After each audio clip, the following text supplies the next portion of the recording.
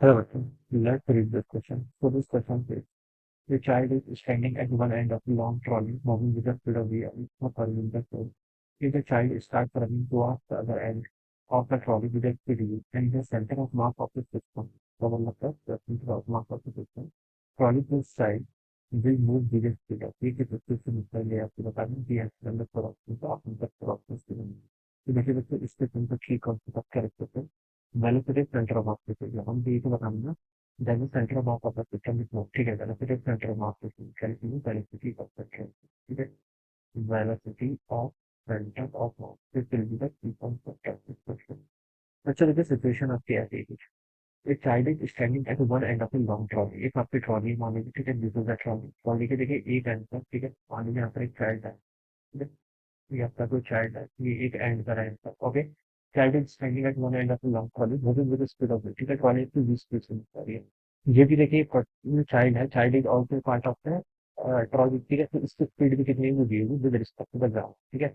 On smooth horizontal floor इस horizontal floor में देखा आपके ट्रॉली की तरह मूव कर रही है एक the child start running towards the other and मतलब चाइल्ड आपका अदर एंड की तरफ मूव करता है of the trolley with speed ठीक है ह्यूज स्पीड ठीक है अब ये क्या आपकी this is the speed with respect to the trolley. This is the velocity of the child with respect to the trolley. Trolley के respect में ये speed से move कर रहा है ठीक है तो center of mass of the system trolley का child will move with the speed अब जो नया center of mass होगा उसी speed से move कर लेगा ठीक है जो child इसमें कहीं तो अगर आएगा तो trolley will the center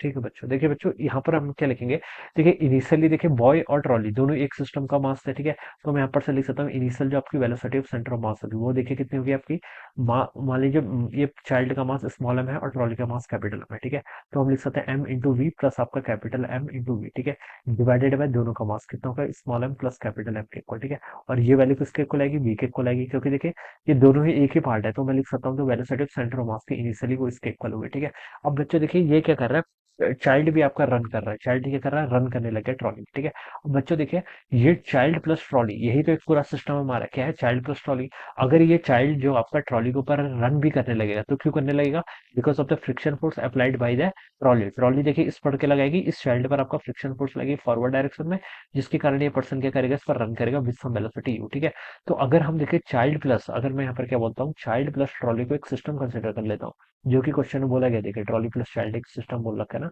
तो ये जो आपका फ्रिक्शन फोर्स होगा ये तो इंटरनल फोर्स की तरफ काउंट हो जाएगा कैसे देखिए इसका मतलब ये है कि अगर मैं सिर्फ चाइल्ड की एफबीडी बनाता हूँ so this is the friction force which is applied by the trolley on this child ठीक है और हम ये बता सकते हैं कि इसके रिस्पॉन्स पर ये भी क्या लगाएगा देखिए ये आपके वी वेलोसिटी से तो मूव कर रहा था ठीक है ये इस पर एक फ्रिक्शन फोर्स लगेगा कौन चाइल्ड लगाएगा किस पर आपका चाइल्ड भी एक फ्रिक्शन फोर्स लगेगा किस पर हमारा ये ट्रॉली पर इन द बैकवर्ड डायरेक्शन ठीक है बट हम यहाँ पर इन दोनों को एक सिस्टम कंसिडर कर रहे हैं तब तो इंटरनल फोर्सेस की तरफ काउंट हो जाएगा ना और इंटरनल फोर्सेस की तरफ काउंट हो जाएगा तो हम बताएंगे यहाँ पर there is no net external force ठीक है तो हम क्या लिख सकते हैं बच्चों